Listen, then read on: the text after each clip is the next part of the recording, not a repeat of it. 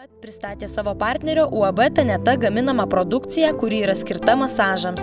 Pagrindinė įmonės veikla – medicininės įrangos, kompensacinės ir reabilitacinės technikos ligonių ir neįgaliųjų slaugai skirtų priemonių projektavimas, gamyba, prekyba bei aptarnavimas. Vienas iš gaminių yra elektra valdomas masažo stalas, turintis daug skirtingų padėčių, kurių pagalba galima atlikti įvairius masažus.